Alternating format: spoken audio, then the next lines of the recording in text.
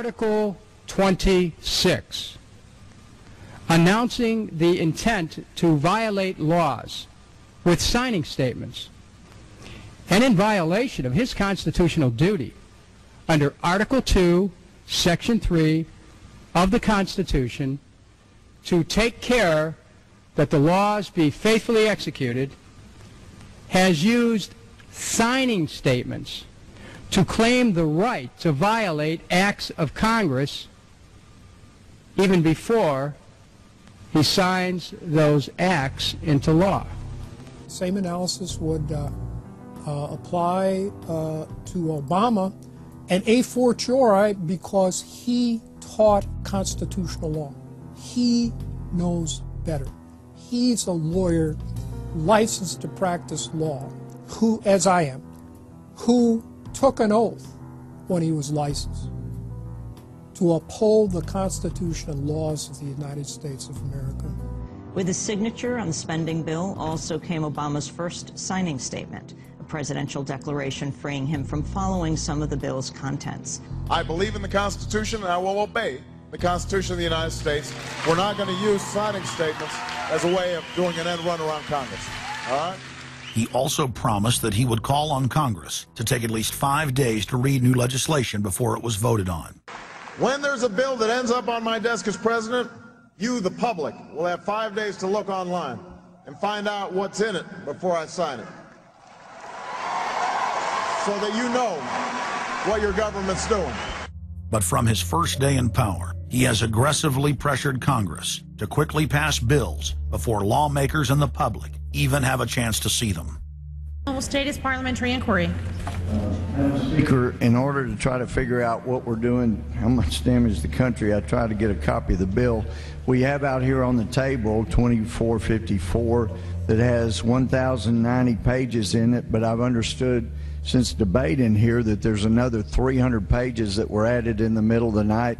My inquiry is, how do I get a copy of the other 300 pages that people here on the floor hadn't had a chance to read or see?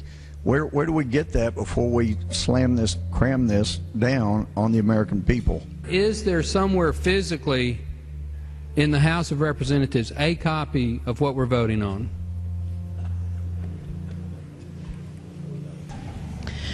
The gentleman has not stated a parliamentary inquiry that the chair can answer. Mr. Speaker, I have to say that I am outraged. Here we are getting ready to vote on a piece of legislation, and we haven't even seen 300 pieces of this legislation. No one can even find the bill or even knows where it's at. Obama swore that he would never put lobbyists or donors in his administration. Treasury Secretary Timothy Geithner appointed Mark Patterson, and this is a former top lobbyist for Goldman Sachs, as his chief of staff. And then last week there was a lot of buzz over William Lynn. He was appointed to the #2 position at the Defense Department. William Lynn, also a former top lobbyist for Raytheon, which is one of the 5 largest defense contractors. He has now broken all previous records by cramming his administration full of contributors and lobbyists who openly write legislation being proposed by the White House.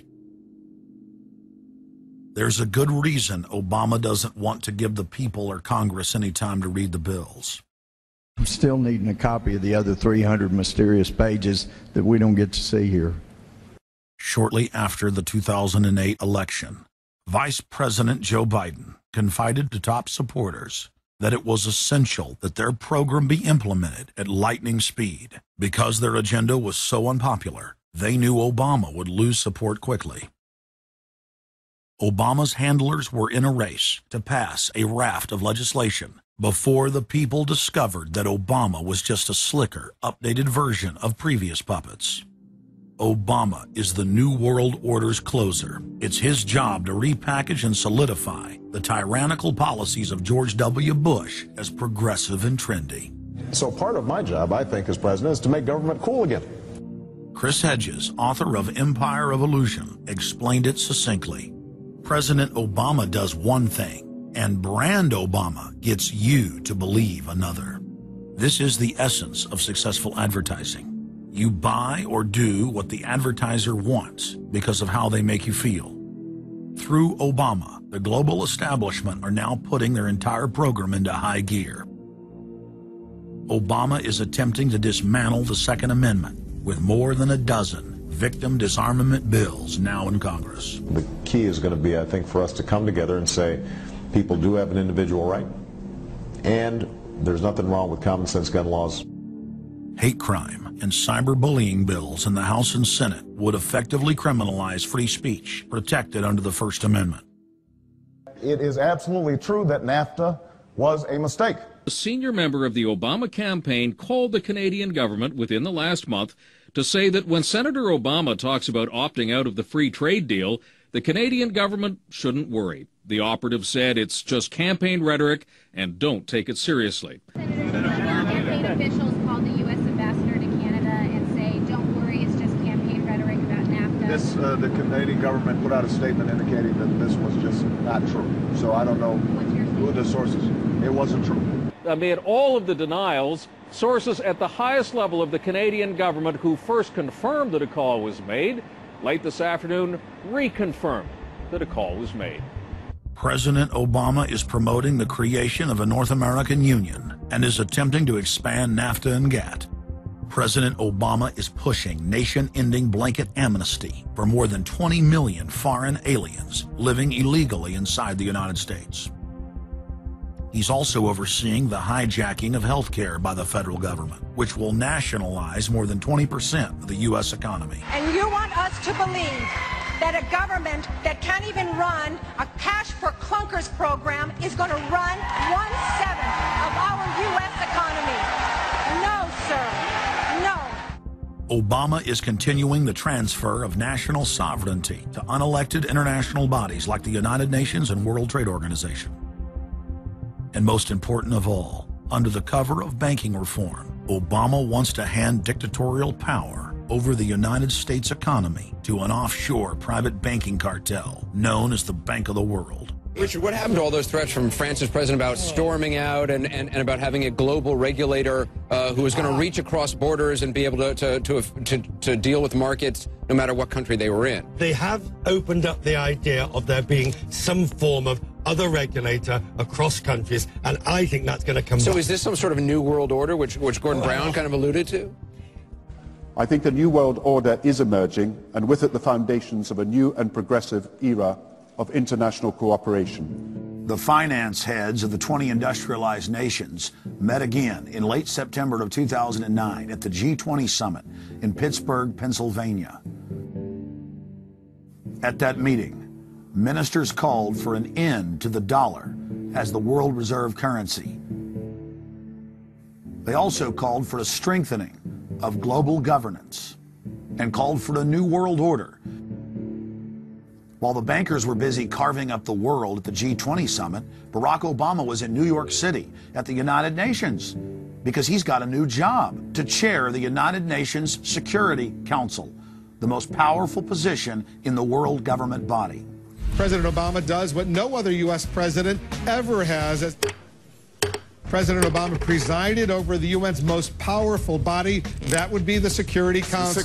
6,191st meeting of the Security Council. For a couple of hours, you could say Mr. Obama was president of the world. It is the story of a world that understands that no difference or division is worth destroying all that we have built. In my own country, it has brought Democrats and Republican leaders together.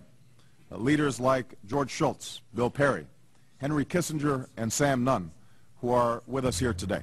Barack Obama is the first president to hold two posts simultaneously. And there's a good reason for that.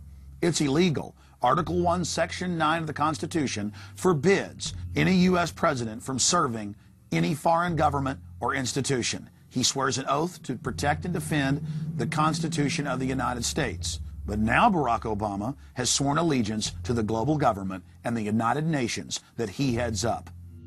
Let that sink in real good. Barack Obama now heads the United Nations Security Council. You cannot serve two masters, and Obama isn't. He's selling out the last vestiges of sovereignty that this country had. This, ladies and gentlemen, is the destruction of our nation, and it's also high treason.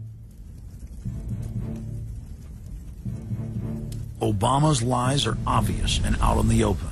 He hides in plain sight. And from the moment he took office, his lies have only increased. despite the fact that his ratings have dramatically dropped since Election Day, from the mid-80s to the low 40s. A large portion of Americans still gullibly hang on his every word. It is bringing entertainment to thousands of people. Through its magic, we are able to enjoy a combination of the radio, motion pictures, and the stage, right in the comfort of our own homes, simply by pushing a button and turning a dial. These cells with their electrical charges are scanned by a stream of electrons, completing 30 pictures a second. Compare that crude picture with these of today, and you can judge for yourself how far along the road to perfection television has traveled.